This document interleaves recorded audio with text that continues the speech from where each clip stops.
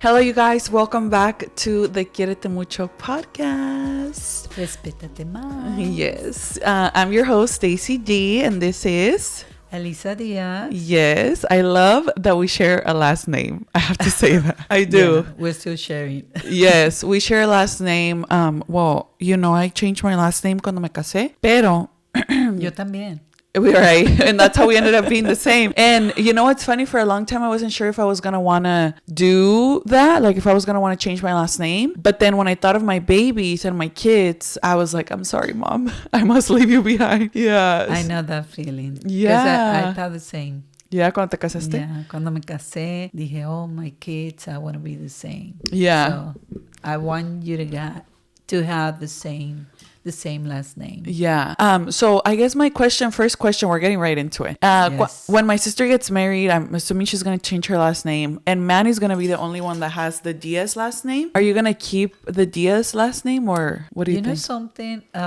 Diaz is not, you know it's from your dad, right? Right. It's from my husband. Mm-hmm. So I decided to still keep it after my divorce because I have my kids, so I don't want it to be different last name. Yeah. So I think I'm going to keep it until only if I remarry one day. Oh, yeah. That's not in my plans yet, but yeah. whatever. Yeah, so I'm going to keep it. Oh, nice. So you're going to have the same last name as Manny's kids. Yeah. I know, how cute. It was so funny because I remember when I got married and I told you I'm changing my last name. You're like, oh my God, I'm still Diaz. And I told you, I was like, you should change your last name to mine. You're like, ¿qué va a decir tu suegro? I know. That would be fun. Yeah, that would be funny. Yeah. But yes, Stacy G, Elisa Diaz. Yes. And we are so happy to welcome you to our second episode of the podcast. Wow. Mom, I have to tell you something. So yesterday, the editor got the footage back to me from the first episode, and he told me, our editor, he speaks Spanish, right? So me dice, oye, está el video en YouTube si lo quieres ver. Y yo, okay. So I went to YouTube and I went to go see it, and I realized that my audio was off. So we could only... Wow. I know, we could only hear you. And I filmed the 4 episodes already. And then the one we filmed together was number 5. And I just was like, I don't think God wants me to film this podcast. Like, I don't. Oh, wow. Okay, yeah. got it. Well, that's what I thought, right? I was like, if it's not working out, like, because we tested the mics, everything was good. I was like, I don't know what's going on. Like, I don't know what it is. So I was super sad. I posted it on Instagram and I was like, hey guys, like, honestly, like if today's podcast doesn't work out, it's just not meant to be. Like, it's not meant to be. It is what it is.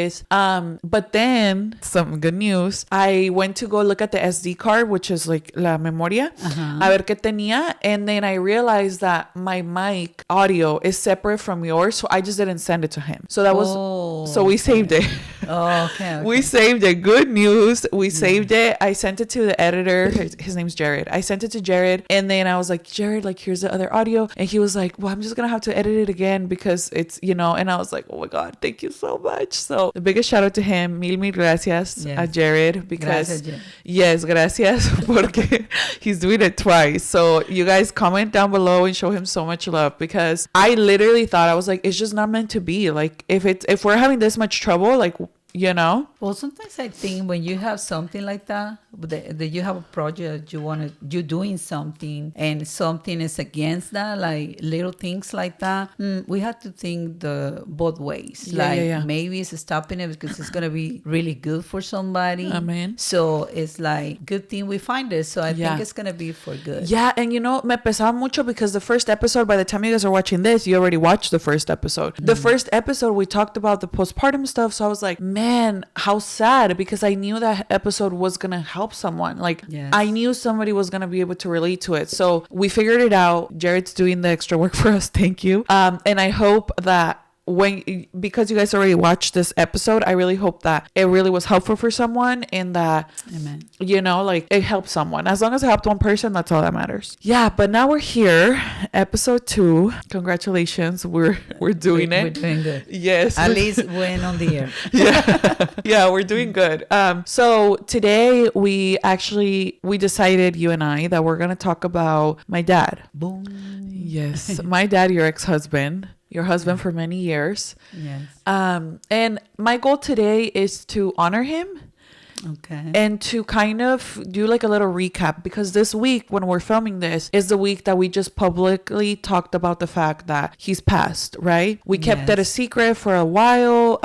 We just weren't ready, or I wasn't ready to share it. But this week it just felt right. I talked to my sister and then we just went at it, right?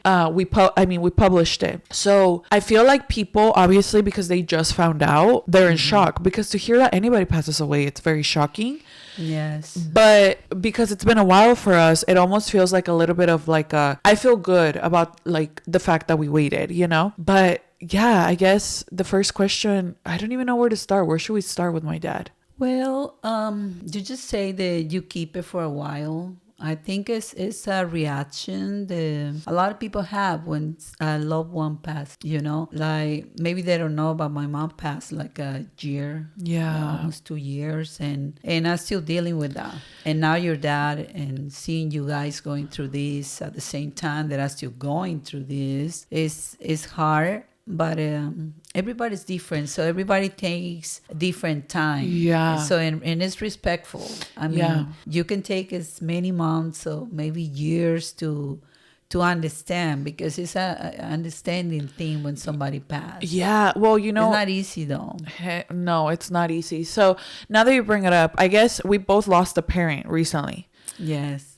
So I will say, okay, so let's start there. I remember February of 2022, we get a call. You call me that your mom passed, right? And I don't know why, but like death, and trigger warning for anyone who's watching, if you've dealt with death before and you don't want to listen to this episode, 100% understand. We're going to be talking about rough topics, so just so you guys know.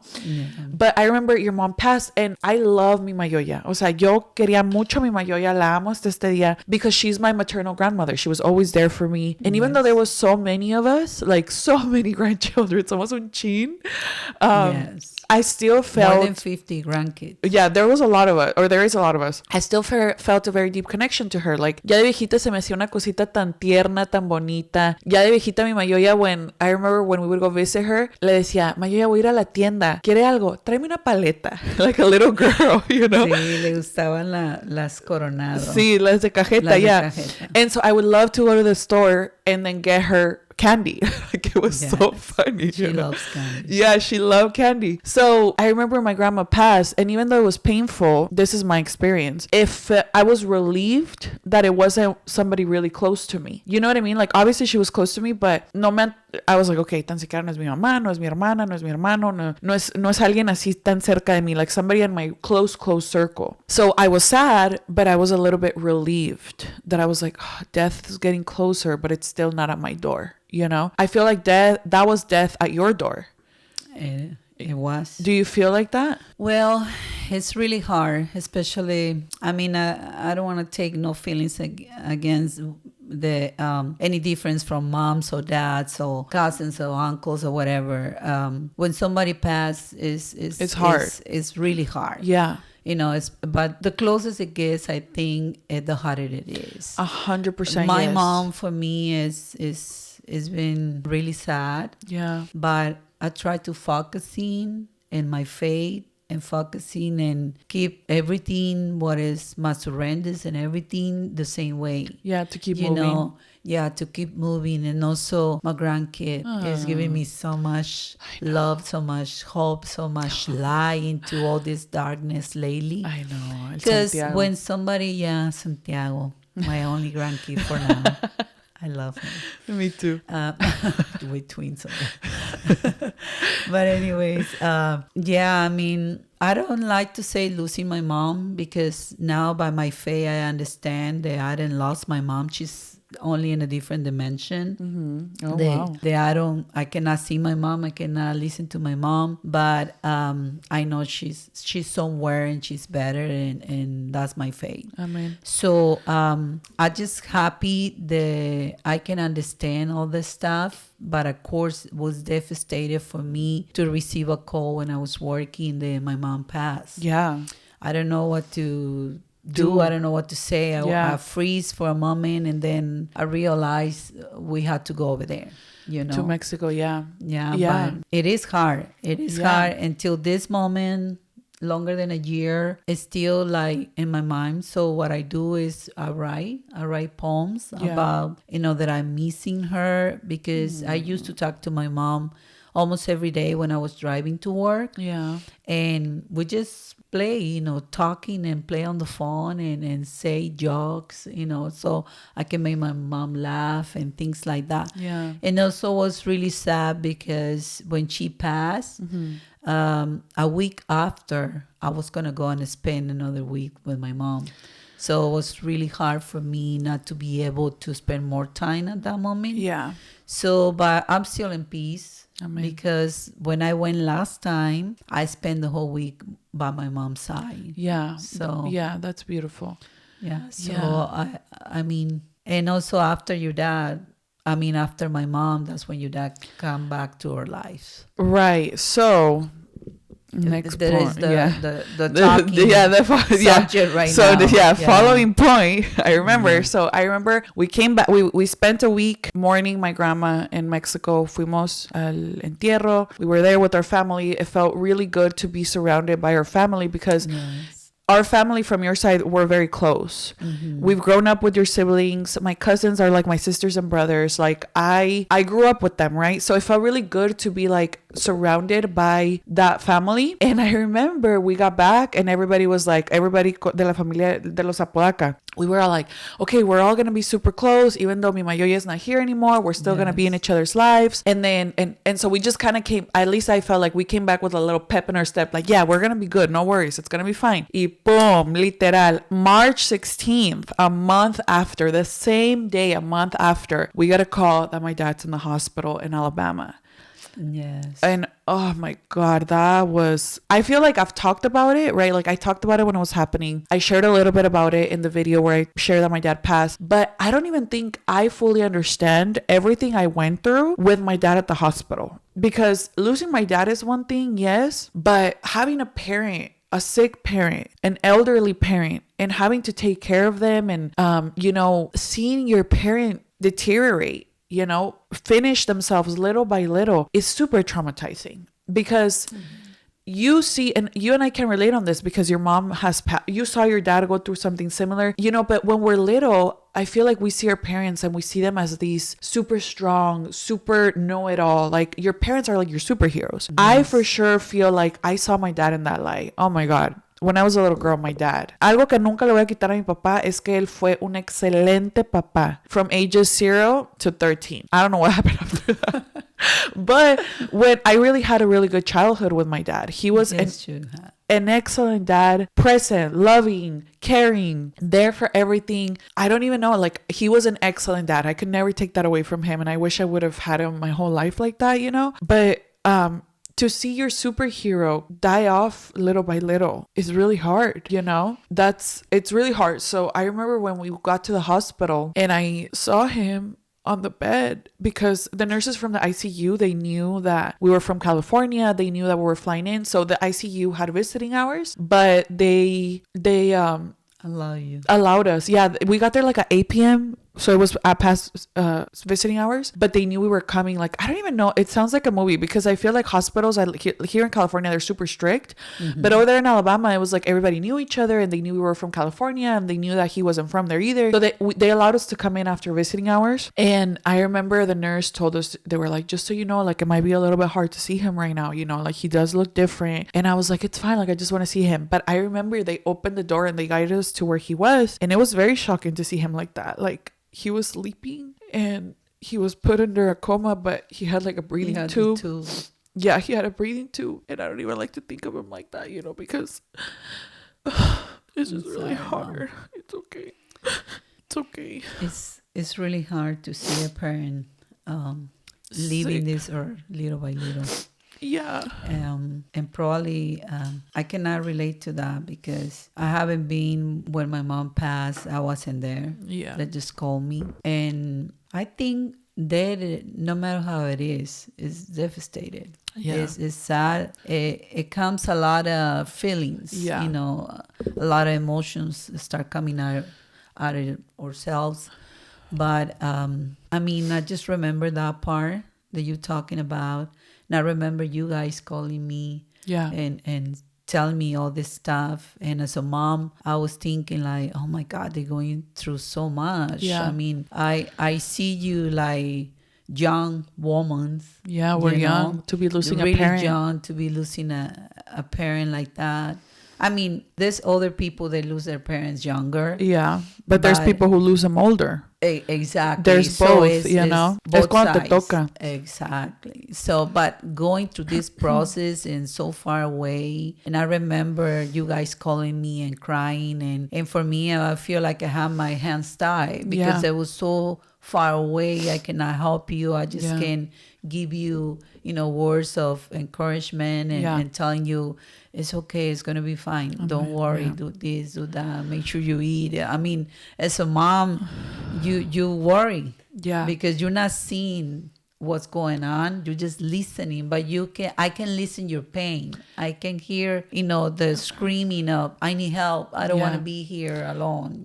Things like that. And you know what's crazy? Like, I feel like the ICU on its own could have its own trauma. Like, I don't wish that on anyone. I'm so grateful to God that my Mayoya passed with her daughters there in her home, and I remember the ICU, like one of the most traumatic. I will never forget this. Never, ever, ever. So basically, because my dad was put under a coma, he couldn't talk for himself, make decisions for himself. Being the oldest daughter, because he's not married, I had to make decisions for him. Yeah. And es ahí cuando entra el tacto de los doctores, because I don't even know how to say tacto in English, but es ahí cuando entra su tacto, because there was two doctors. There was the ICU doctor. He was an older guy who you could tell has been doing this for a long time. And he felt very comforting. He was very much like, don't worry, we're going to take care of you guys. We're going to make every decision. We're going to take it day by day. We don't know what's going to happen with your dad, but we're here for you. Like, he was very warm like that. Hasta me hubiera gustado para ti. Oh my God.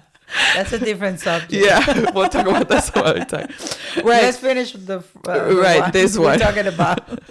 Right. So he was very warm, but I don't know if it was attendings, interns, the doctors under him, the ones that are training to be doctors on their own. They were very different. Like, I feel like the main doctor, because let's call him Dr. Smith, según, that's not his name, but because he's been doing it for so long, he's seen so many families, he's been through this before, he knows. The newer doctors, I don't know how long they've been doing that, but there was this one doctor, una cosita chiquita chaparrita así. She had so much, like, not attitude, but she was just so blunt, very blunt. Like, I don't know if she couldn't relate to my pain, right? Like, she would see me crying and she'd be like, well, your dad's not going to make it. So you need to make a decision if we're going to unplug him or not. And I would be like, girl, please, hold on. And I really felt like that, where I was like, I need to make a decision today. And I remember there was a certain day where she came up to me and she was like, look, we're taking resources away. So you need to decide what we're going to do with your dad. Wow. Because there's like, the beds are getting full and there's people coming in, very blunt, And I remember that day, she's like, I'm going to give you till after lunch to make this decision, whether you want, like, because my dad, like, they kept asking to do procedures on him, and I'd be like, well, what is that procedure? What does that mean? Does it give us anything? Like, they were doing anything and everything to my dad at that point, because they didn't know what was wrong with him. He had never been to a doctor before, so they were doing like years worth of exams in those couple of days. So I remember that day she told me that my dad was in the room, he was still sleeping, and I remember she told me that, and I could feel the walls closing in on me. I felt like everything was getting dark, Mom. I have never had an anxiety attack like that or a panic attack like that, but I felt like I couldn't breathe in the hospital. And literally, the ICU was on the second floor. I ran from the ICU. I left to the outside of the hospital because I felt like I needed air, like I needed openness. I needed to not be enclosed. And that was one of the times where I literally told God, I was like, there is no way I can make this decision. Like, absolutely not. I was crying outside of the hospital. I was going to say, parecía que se me hubieran perdido $100, but it was worse. Like, it was worse. $1,000. $1 million, literal. Like, I just was bawling my eyes out, crying. And I remember this lady got off of her car, and she got off and she saw me and she hugged me. Like, una señora grande. I bet she was a mom. She had to have been a mom because she saw me and she hugged me and she told me, she's like, if you're still out here, I'm gonna need this hug back. She told me that. She was, que Dios la bendiga, literal. And so she hugged me, and then she told me that, and she's like, you're gonna be fine, you know, she's like, you're gonna be okay, like whatever it is you're going through. So she went in. I just remember that was like so hard, and it was 2 weeks of hardship like that. I remember those days, and it was really hard because like I said, I mean, you guys call me, you guys say things, I cannot see it, I wish I can be there. Yeah. I mean, we start praying, I call, your tia, and we start praying for your dad and all this stuff, and it was a really rough time. Those 2 weeks that were crazy until you guys made the decision to bring him come home. back. Yeah. And even when we came back, so we got back, they didn't even say it was okay for us to bring him back. We were literally like, look, if you're gonna give us our dad or not, we're gonna take him. So I know, I feel like you guys was stealing your dad from the hospital and running away in the back. Yeah. So they literally told us, they're like, we're not clearing him to fly, so you guys have to drive back. It's like they were making it impossible, but we were like, para Dios no hay imposibles. Amen. Right? So Denny and my sister's boyfriend at the time flew to Alabama, and they were like, we'll drive you guys. And dicho y hecho, they took my dad from a coma, and they literally were telling us the whole way, if we take him out, he might not be able to breathe on his own. And I'd be like, we don't care, we're taking him. Because it was like, we can't stay in Alabama any longer, and we're not going to leave him here, right? And it was so funny because when they take out the breathing tube off of him, basically you're not supposed to eat solids for a couple of days because you can it hurts, or you can asphyxiate. Like I guess when you swallow, your trachea moves to your stomach or something like that. So basically they did a test on my dad to see how he was swallowing, to see if it was going to his stomach or if it was going to his lungs. And my dad was so funny when he woke up. Ese hombre, bro, my dad. One thing about my dad is he doesn't care. He was fine. Yeah. All the time. He was fine. Like he woke up at the hospital like, ¿para qué están haciendo tanto relajo? What am I doing here? Yeah, he's like, you know what the funniest thing is? He's a smoker, right? My dad smoked for his whole life. And cuando estuvo en el hospital, he didn't ask for a cigarette once. Not once. Se portó bien. He knows where he was. Yeah, so basically, they were feeding him through a feeding tube. And he would tell me, he'd be like, Stacy, dame de comer. And I'd be like, Dad, I can't. The doctors told me not to feed you. Tengo hambre, dame de comer. Decía, tengo sed. Like, I'm thirsty. Oh. And I was like, Dad, I can't. Until they were like, no, we can't. And I remember I was like, you know what? Fuck it. Si se me asfixia el hombre, así se va a morir, ni modo. Like, that's... Yeah, I remember when you called me. Yeah, and because... you told me, I'm going to feed my dad. He's asking me for food. I feel bad. Yeah, because... Not to give any. I was like, if he's really at the death of dying, and I don't want him to die thirsty, I was like, I don't care, I'm feeding him. So I started giving him ice chips, and then he was fine. And then I would give him like a spoonful of water, and he was fine. And this was throughout days. Like, it wasn't like at once. And then the nurses... they were like my cómplices because I was like, what can I get him? And they're like, you can give him popsicles. Le agarré como 8 popsicles, and I was like, Dad, eat these. So, there was good times in the bad. Yes. But he was so funny, my dad. So anyway, we brought him back. En cuanto salió del hospital, vamos a comprarme unos cigarros. And I was like, Dad, how come you didn't ask for cigarettes in the hospital? I was like, you waited to get out. I was like, you were 2 weeks without smoking. I thought you were going to quit. ¿Qué voy a andar? He's like, I'm not going to quit. He's like, let's go get me cigarettes, ándale. Y dicho y hecho, pues llegamos por los cigarros y estuvo como máquina fumando. Yeah, but that was your dad. That was my dad. So we got back. He was there. I don't know. It's a lot, man. It's so much. Well, it's a lot of good things, right? We got to be with him. How did you feel having him at your house? Because when we first got back, I feel like I always knew what it would entail to be the caregiver of an elderly person, because you know that I worked as a caregiver before when I was like 18. I worked as a caregiver for an elderly person. True. Yeah, so even when my dad was at the hospital, I knew that this wasn't just going to be good times and butterflies and rainbows and everything was going to be amazing. I knew that there was going to be a lot of hardships that came with it. Yes. So what made you be like, I'm going to do it? Like, I'm going to take care of him. I'm going to be there for him. I remember when you guys told me about he was going to get out of the hospital, and and you guys cannot stay over there and whatever. So I remember you guys were afraid your dad will pass. Yeah. And the way from Alabama here, or was gonna pass in your house right there, right? Yeah. So you were scared after all the traumatizing things Seeing you him. went through over there. Yeah. So I remember that, and I told you on the phone, like, I have a empty room in my house, so Yeah. you guys can bring him here, I and we all forgot, take care yeah. of him. Yeah, I forgot that that was the motive, right? Because we were like, Yeah. we don't want to find my dad deceased in our house. Exactly. Yeah. So we got everything ready in the room, the extra room that I have, and so he came to our house. He came to my life again. Yeah. So okay, let's talk a little bit about your relationship with my dad, because even though you guys share love for very many years, I remember you guys being in love, right? Yes. You divorced, and it was a pretty ugly divorce.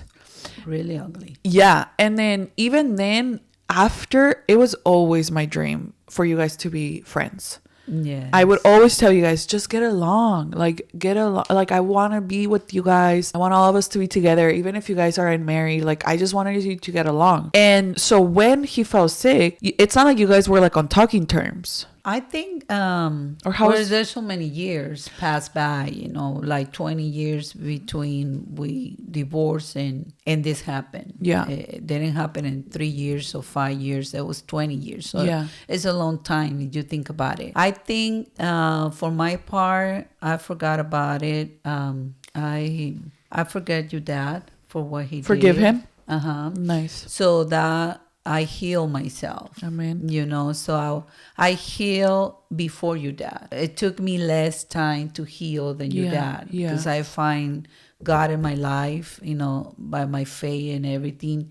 So I forgot your dad, and I always try to get, closer to him, not to be my friend, but at least to get along, because we have you guys, and if we're going to be together, sometimes it's better to be okay. Yeah. So for me, it took less time, and for him, it took longer to forget everything about it. So when you guys, I saw you suffering, I hear you, everything that you were going through, and as a mom, I just went through something really hard with my own mom, and I was growing through that. Yeah. And at the same times, I can see again I was suffering because of my mom, and then I see my kids suffering at the same time as me. So it triggered me, like when the divorce, I was suffering, you guys were suffering. Yeah. So I see another different thing, but at the same time, we were going through something really hard at the same time. Very similar. Exactly. Me as a mom losing a parent,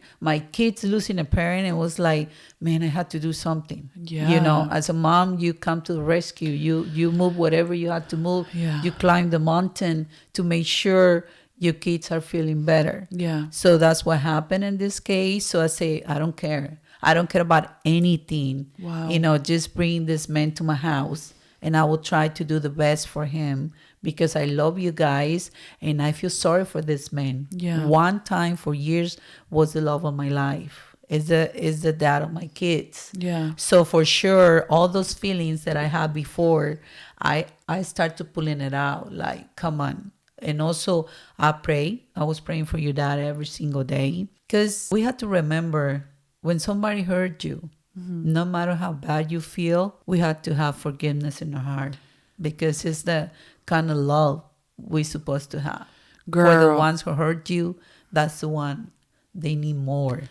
Yeah. Of your sympathy. I feel like you deserve your flowers, because it's so easy to say that, but to actually put the action behind it like you did, to forgive, number one, for everything you went through, that's really hard. To forgive is hard, It's hard. It's really hard. Like, yeah, Diosito dice que perdonemos, but girl, one thing is saying it.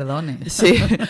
Una cosa es decirlo, y la otra cosa is actually feel forgiveness in your heart. Those are two different things, right? And then to put the person in your life willingly and to humble yourself and say, I will serve you and help you in any way I can. That's big, Mom. I feel like you deserve credit for that, because a lot of women, I can't say that I would do the same thing. I can't.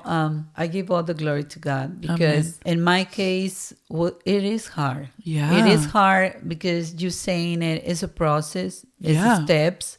First, you have to forget by saying Forgive. Forget. Yeah. And then second, you had to do it with your heart. Forgive from your heart. Yeah. But the last test you will have in your life is to serve the ones that hurt you most. Oh my God, that is so hard. It is really hard. Yeah. And believe me, it wasn't easy for me. Every single day I pray, please God, help me to do this. Give me strength. Give me the strength and let me see you like you the one that I'm serving. You're the one that I'm cooking. You're the one that I'm cleaning. You're the one that I'm feeding you, because you don't have the strength to hold the plate. Yeah.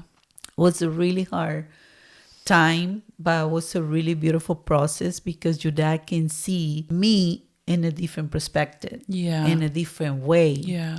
He say, oh my God, how can she helping me? And I did all this because I love you guys. I love God. And my faith, my belief, and the teaching that I received from God is do good to the ones that hurt you. Wow. That's a really, really big thing to do. Yeah. And I thank God, because He gave me the opportunity to be to do it, or to be with your dad when he really needed it. Because no matter if 20 years pass, he's still your dad. Yeah. You still hurt if somebody happens to him. Yeah. So for me, it was a test, because like I say, when my mom passed, I was going to go and spend a week with my mom to take care of my mom, to help my mom, to have fun with her. And I wasn't able to do that because she passed a week before my vacation. But then God said, oh, you really want to help somebody? And then I said, yeah, I was going to go to help my mom. You boom. And okay, now the test is going to be a little different. Yeah. And then He brought you that, because it's easy to help the ones that love you. And the ones that do good to you. It's so easy. But you really want to know how your heart is and how humble you are, He will bring somebody that hurt you into your life for you to help. So that's the teaching that I have, and that's what I did. I wish I can do it longer for him, but that was the time that I did for him. Yeah. And like I say, it's no glory for me. I mean, I was doing what I was supposed to do. Yeah. So all the glory to God. Amen. But I was really happy to be there for your dad, to helping him, to cook for him. And one thing I cannot forget about your dad, he was humble too when he says, this is el chocomil más rico que me he tomado. Ay, mi pa. When he was like that and I was doing things for him, he loved chocomilk. Yeah, chocolate milk. Chocolate milk. You know what's funny though? I feel like in a way, and this is just me like thinking, I honestly don't think my dad ever stopped loving you. I don't. I feel the same way. I don't think he ever stopped loving you. I just don't think he had the words to ask for forgiveness. Yeah. And to say, I want my relationship back, my family back. Yeah. I don't think he knew how to do that. And so when he was back at your house with your cooking, with you doing things for him like you did when you were his wife, I'm sure he felt healing himself from those 20 years, from what happened for those 20 years ago, you know? Yeah, I was thinking when I was doing it, and then I thought about it because I meditate and everything. Every single thing that I do or happens to me, I think about it and try to find, what's going on. And I think one of the things that I was thinking myself about that, I'd say maybe he's thinking like, I'm getting back everything that I lost before. Yeah. Yeah. I think God was pretty good.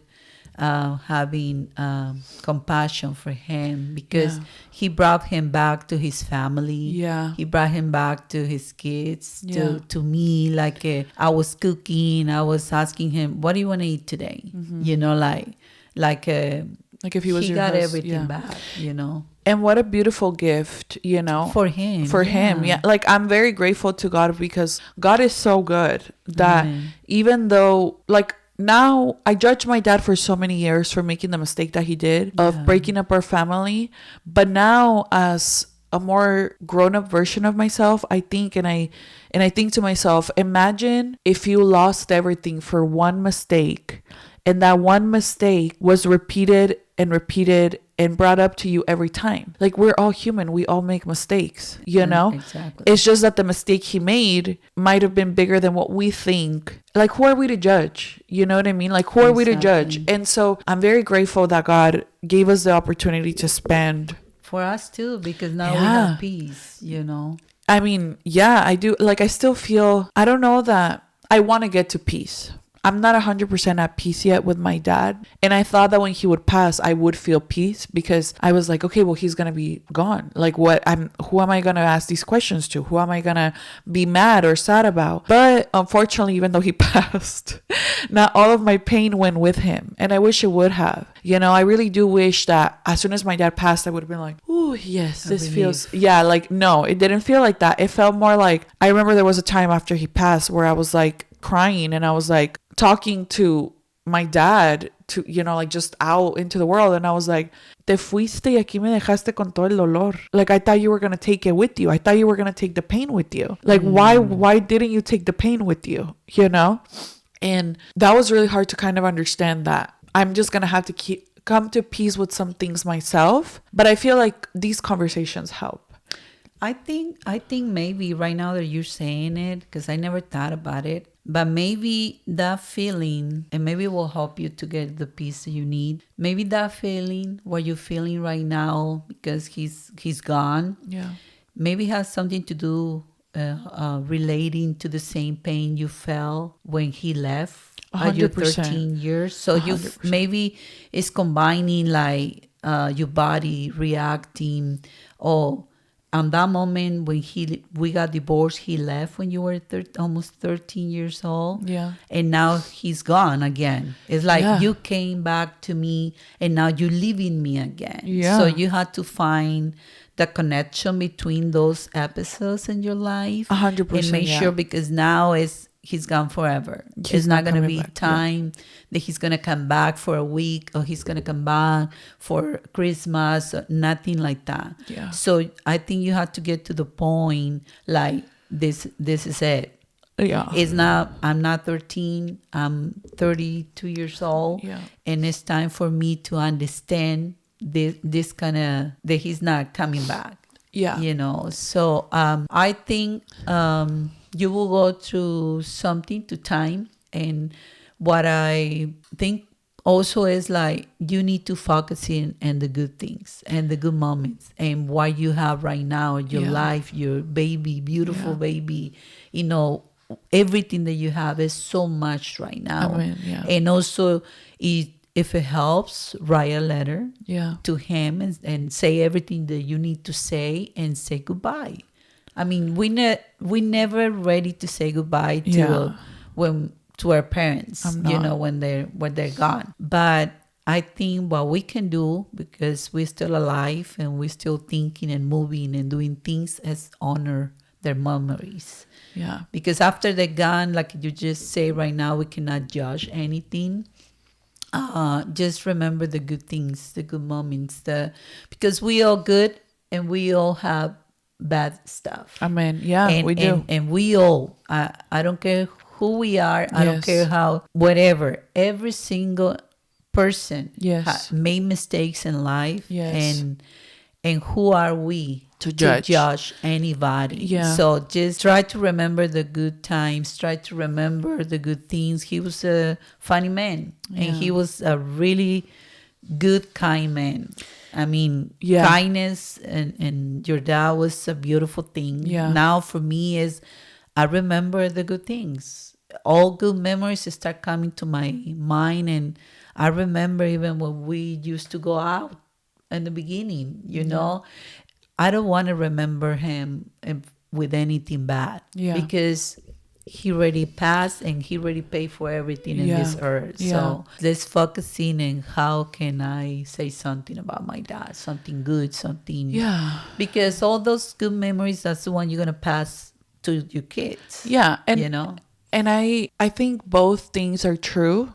Like, I wish, like, even when I think to myself, and when I did try to have the hard conversations with my dad, where I would ask him questions for my healing, my dad, I don't even think had accepted the bad side of him yet.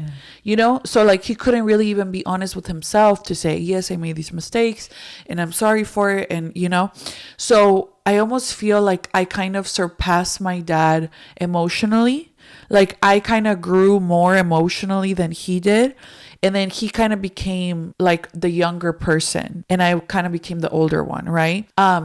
Now, 100% I just have to come to peace with the fact that I'm going to have to find peace on my own. And this was even before he passed. You know, I had to find peace with everything on my own. But I will say in 2020, when my dad came back, after the divorce, we saw my dad every couple of years. Like, my dad was never in our lives 100%, right?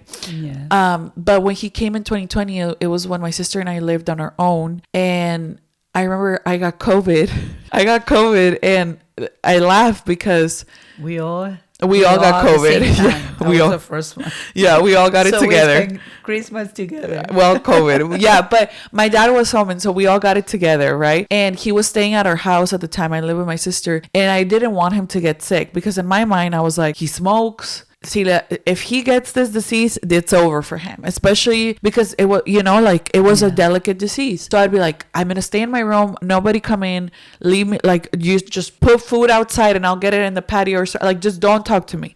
And so mi papa, I felt like I got some healing in that year in 2020 because I was sick, he actually treated me like his daughter. And so he would knock on my door and he'd be like, you want to eat? And I'd be like, yeah, dad, like just put it right there on the door, like put it on the floor and then I'm going to get it. And then he'd be like, okay. So he would go, he made me breakfast, he cooked for me. And then he would come in my room and I'd be like, dad, you're not supposed to come in here. You're going to get sick. And he would put his hand on top of his mouth. And, like if it was like a face mask and he'd be like, okay, aquí está tu comida, then. And I'd be like, it's funny now. I was scared at the time because I didn't want him to get sick. But I'd be like, that's just the type of man he was. He didn't care. Like, that is both the best thing and the worst thing about my dad is he didn't care, you know? He never cared. He didn't care about the small stuff. He didn't care about money. He didn't care about like the little things. He was truly a person who the small stuff didn't matter to him. And that's what made him so great, you know? And I guess I choose to focus on that, you know? So, my dad's passed. It's been a couple of months now and we kept it a secret because we just weren't ready to talk about it, right? And I almost feel like I'm glad we did that because now that everybody knows and people are telling us their condolences and stuff, like I'm very grateful for it, but no estoy tiernita. Yeah. You know, I'm not soft to the touch. You feel a little stronger. I do. I feel like it's been a couple of months. I feel like because we shared it now and people are telling me like, I'm so sorry. Like I'm able to be like, stand strong and be like, thank you so much. I appreciate it. Instead of like, as soon as people touch me, I'm like, oh my God, I'm going to cry. You know, this is so hard. It's still hard, but I feel like I have a little bit more strength. Yeah. So basically, something that I decided to do, right, that we wanted to share with everyone. I wanted to honor my dad. I wanted to honor him and I wanted to have something for him because one thing I got about my dad is that I'm a community person. Like I feel great being surrounded by people. I'm a people person. I like being around people. And I got that from my dad. Yes, you did. Yeah. He did. Yeah. And so I feel like my dad loved our supporters. He loved seeing them. He loved, like he would always read the comments. He would eat it up. He'd be like, oh, mira, piensa que soy chistoso. So I feel like I wanted to celebrate my dad's life with everyone. And so a couple of weeks ago, I went running to the beach at 7 a.m. And one thing about the beach is that God is going to reveal something to you. Oh, yeah, for sure. I love it too. And so if you're feeling anything, go to the beach and God is going to talk to you there. Something about the ocean. I don't know what it is, but I had just finished my run and I decided to walk back on the beach back to my car, and I was by myself, and God, like, I felt it in my heart where when I was leaving, I saw that there was a group of people doing a beach cleanup, and they had a t-shirt. They were like a sorority or a fraternity, and they had a t-shirt, and I took their picture. I was like, oh, you guys want me to take your picture? They're like, yeah, take your picture. So ya están grandes los señores. They're like, we're doing a beach cleanup if you want to join. I was like, no, I have to go, but thank you. But then I thought about it, and I was like, okay, we can do a beach cleanup in my dad's name. That's beautiful. Because he loved the beach, he loved fishing. That was, my dad is fishing in heaven. Like, that is his one thing. He loved fishing. For sure, he must be sitting there with the fishing in heaven. Yes. And so I talked to God, and I was like, if this is something you want me to do, make it super easy for me, because I don't know how to organize a beach cleanup. I hardly have time to shower sometimes, you know? So I brought the idea onto you, and I was like, Mom, I want to do this. I don't know how. I don't know if we just show up with bags and we just start picking up trash. Like, I don't know if we need permits. And you're like, you said it. You're like, yeah, we should do it. Like, that's something. Yeah, I remember when you called me and told me about it, and I was so happy that you can listen to God. First of all, that you have an ear, you know. Sometimes he talked to us and we don't listen, but I thought it was a really good idea. He will be so happy, and it's something that he will make him proud of you. My dad. You know? I think so. And it's beautiful. Thank you. I don't even want him to be proud of me, but I just want him to feel loved. You know, I want him to know that, first of all, we loved him, obviously, but there was so many people, like all of our supporters asked about him for so many years, months after we stopped showing him. We stopped showing him, little side note, because I didn't want his decline to be recorded. Yes. I didn't want him to look worse and worse on camera every time. Yeah. It's understandable. Yeah. So they would ask about him, and I didn't have the words to say, this is happening to my dad, you know?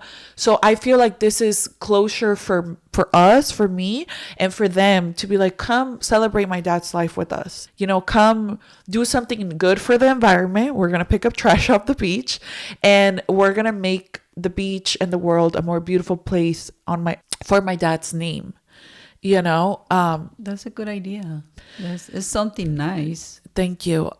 So I told you, and I had no idea how I was going to do this, because one thing about me is I'm very good about being like, this is the idea, execute. Yeah. And then I don't know how to execute, you know? So thankfully, I actually got in touch with my, she's kind of like my assistant. She helps me out a lot. Her name, Tati. Tati's a girl who also does my makeup, but we grew a working relationship. And I told Tati, I was like, Tati, can I pay you to work from home and figure this out for me? Because I'm not really good with like back end stuff. And she was like, yeah. Y se lo agarró de tarea la Tati. And she researched. We got in contact with like a bunch of different beaches. We got in contact with how to do it. We didn't know. We'd never done something like this before. And basically, we just finalized everything.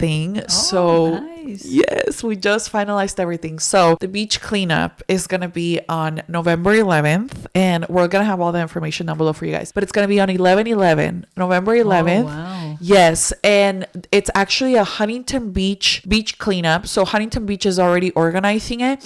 Okay. And when we got in contact with them, they said, you guys can just sign up through our link and you guys can come clean up. Like, you don't have to organize your own event. Like, you guys, it doesn't matter how many people there are, because I mean, I don't know if people are going to want to come clean up the beach, you know what I mean? But I just was like, just in case there's like, I don't know, 50 people, like 70 people, I just want to make sure that. Okay. Yeah. Like, so this is going to be an open invitation. It's an open invitation for anyone and everyone who wants to come support. If you want to come clean up the beach, you don't have to come do it under my dad's name if you don't want to. Yeah. But we will be there doing a beach cleanup for my dad in his name. And basically what I wanted to do to solidify it a little bit more and to make it be like, okay, we're doing this for my dad, I actually got shirts.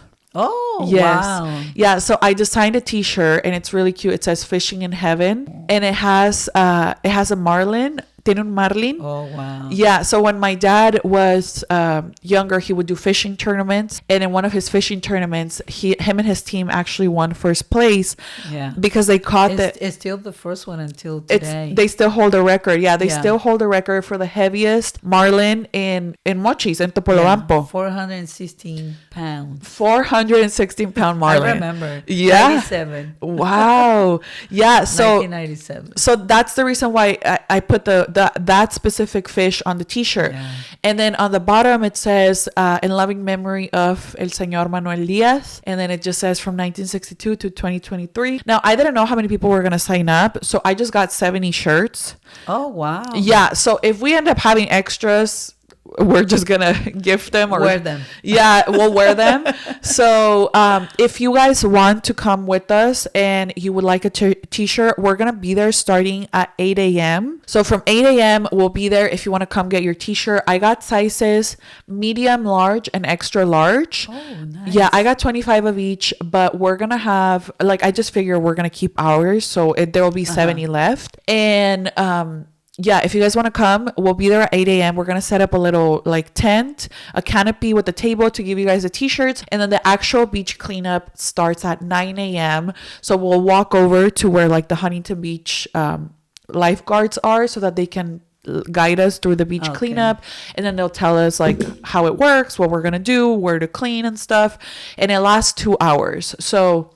Are you gonna bring the bags and the stuff? So they provide that. We have. Oh, they do. So Huntington Beach provides that. So that's why I was like, I don't know how it works. So this is a Huntington Beach cleanup that we're joining. So everybody's signing up. I'm gonna put the link down below so you guys can fill out the Google form. And in the Google form, you put your name, your last name, and you basically sign a waiver. That's cute. Because it just came to my mind right now. The first time that we went out, your dad and I, we went to Huntington Beach. Oh, really? Yeah, we went for a walk. Oh, like as boyfriend and girlfriend? Yeah. Oh my God, how cute. I just remember, it just came to my mind right now. Cerrando ciclos. Oh, wow. Yeah. Yeah. So we're going to be cleaning that beach for a future generation of Manuel y Elisa so they can go on a little date. Okay, whatever. Yeah. So we'll be there at 8 a.m. and then we're going to give out the t-shirts at 9 a.m. We're going to walk over to the Huntington Beach people. Make sure if you guys are planning to come, you have to fill out the form down below, because if you don't, it's basically a waiver where Huntington Beach is saying like, we're not responsible if something happens to you. So this is their event. So that's why they want to make sure that everybody fills out a waiver. Denny and I already filled it out. We'll fill out yours right now. Okay.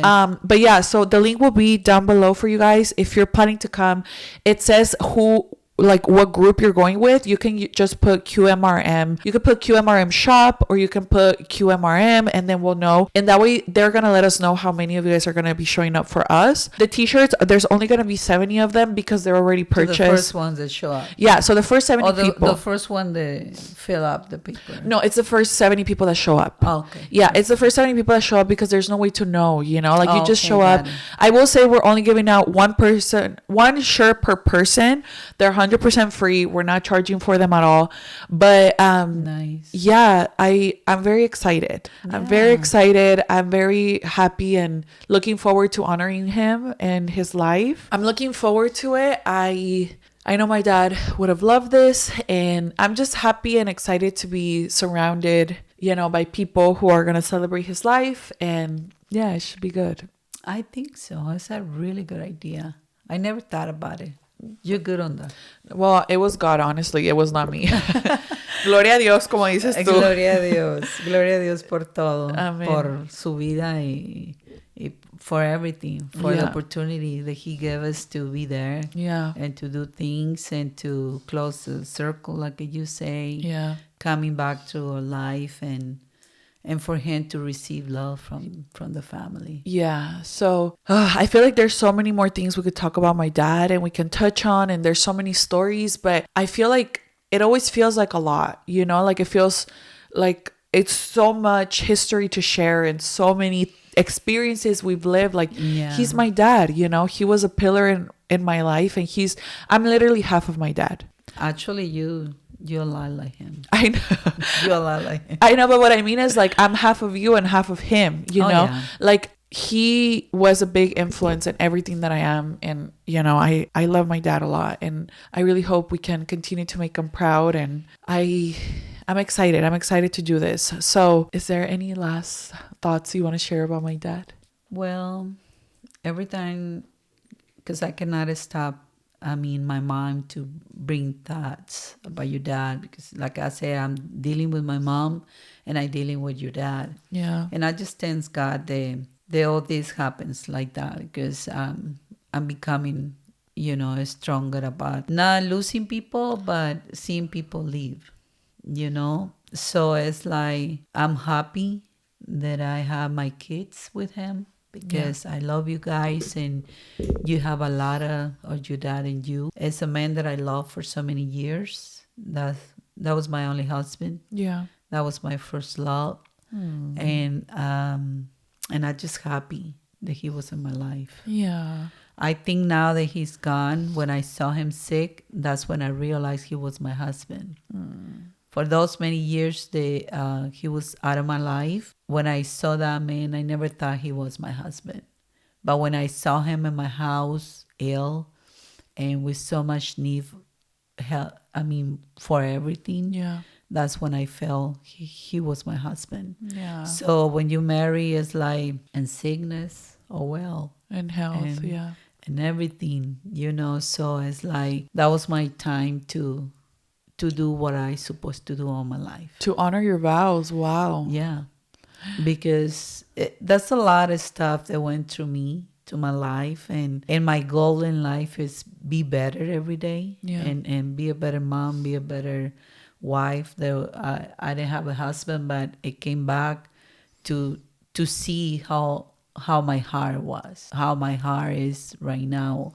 So I think when we're going through a difficult time, and God put us in front of the persons, like I say, that hurts us a lot, that's for you to see where you're standing. Yeah. How is your heart? Yeah. How's the kind of love you're giving out?